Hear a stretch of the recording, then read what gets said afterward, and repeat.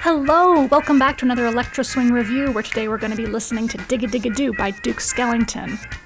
I know it's been a while, but I'm back and I'm glad to be here, glad to be listening to this particular song by this particular artist, and let me tell you why. Duke Skellington is not only an incredible future swing producer, known for his drum and bass beats that clobber you over your ears with those infectious wubs, but he's also a really, really nice guy. I've known him personally for several years. I hope he comes to Vegas again soon because we gotta hang out.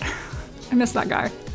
You guys might be familiar with Spooky. That one seems to come up a lot in the Electro Swing playlists, but my personal favorites are Circus. That one is a little goofy, but it's fun in a completely wild way. And Most Wanted. There's this sample that he uses in there where the vocals go, "Public Enemy #1," and then that's right before the beat drops. And that just, it's really irresistible to me. That's my favorite part. I'll just be like washing dishes or taking a shower or something, and then out of nowhere, "Public Enemy #1."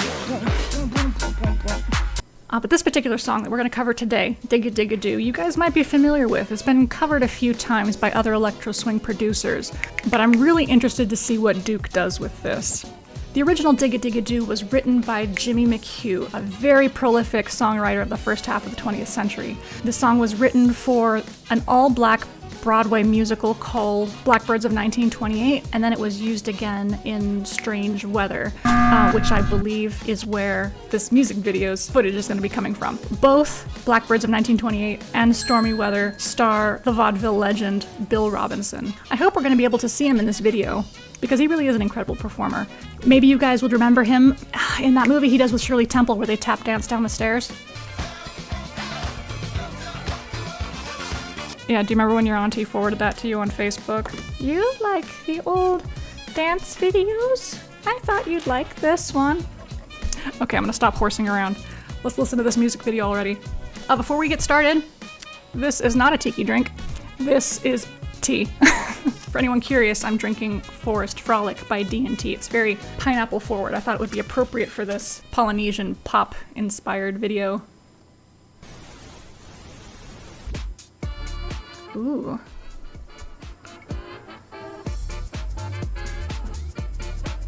That's gotta be an AI-generated background, right?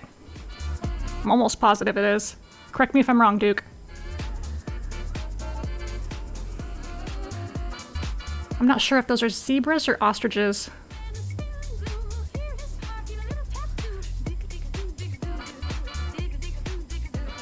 Okay, I love it already.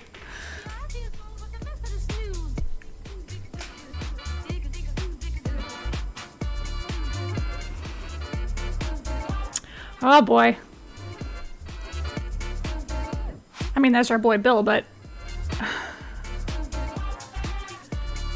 Okay, I'll try not to let the 1943-ness of this video get to me. Because otherwise, it's so much fun. Gosh. The pageantry. They don't do numbers like this anymore, do they? Well, that's fun. What's that from? Good lord.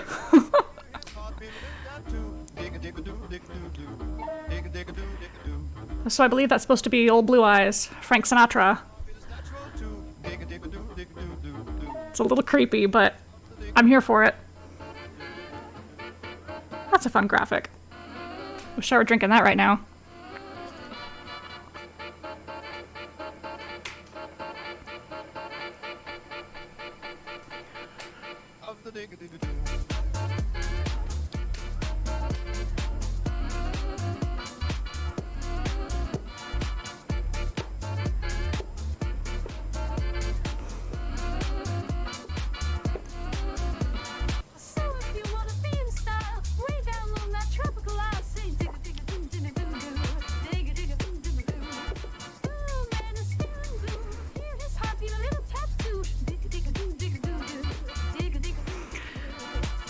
Gosh. Sorry, I was speechless for just a second. I really love Duke Skellington's drum and bass. Like, he's drawn it back for the sake of electro swing. It's not quite as heavy as his normal style, but I still feel it. It's there. And you can't sit still when you hear it. Is that guy wearing a leopard print hanky around his neck? Okay, no, I said I wasn't gonna let the 1943-ness bother me.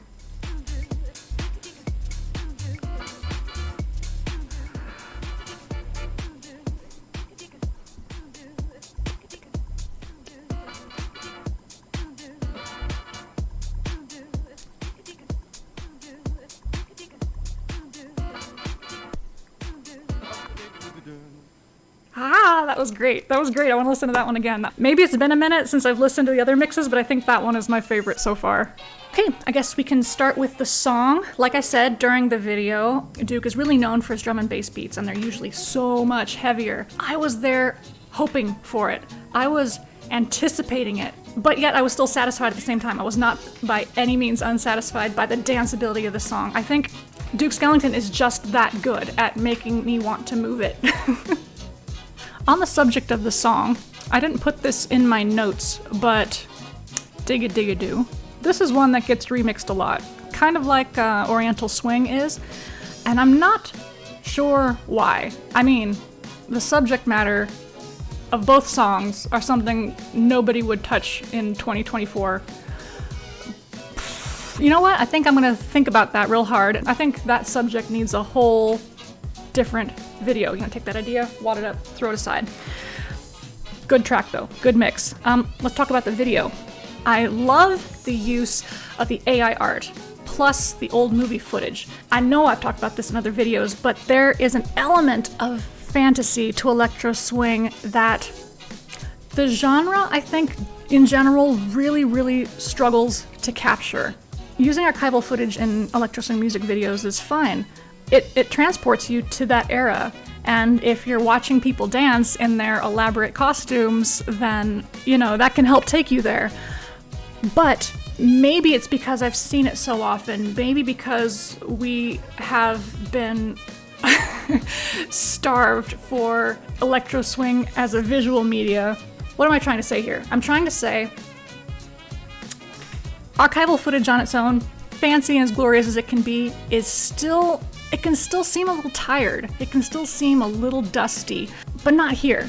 The AI art and the way it's used in this particular video elevates, highlights, refreshes the familiar old movie archival footage electro swing music video. I guess my question to Duke would be, how do you relate the Polynesian pop theme that you've created with your album art and with the peripherals in this video to the South African Zulu dance number that they're doing, no matter how inappropriate or inaccurate it may be? Just curious. It's not an attack or anything like that. Peace and love. I gotta say, Frank Sinatra was a little creepy, but I think that's mostly because of that problem AI has with Uncanny Valley. I think thematically it was great. It added a little bit of a psychedelic element to it, which worked, but I gotta say, fella looks a lot more like Chef Skinner than old Blue Eyes to me. In conclusion, this was a very fun track. I wanted to get back into doing these reviews by covering Caravan Palace's new singles, but I'm really glad I started with this one instead. This reminded me why I love the genre, and it really showcased how it's changed in just a couple of short years. So, good job, Duke Skellington. Release an entire album of this and I will buy it. I'll pre-order it even. And bring back Jitterbug Jukebox. If you want to keep swinging with me, subscribe to this channel, or check out the world's first electro swing novel called Threadbare the Traveling Show. And look at this!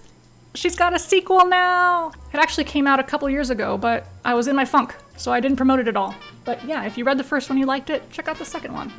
I could really use the reviews. Thank you guys so much for watching, but it's time for me to take it on the heel and toe. I'll see you in the next video. So long!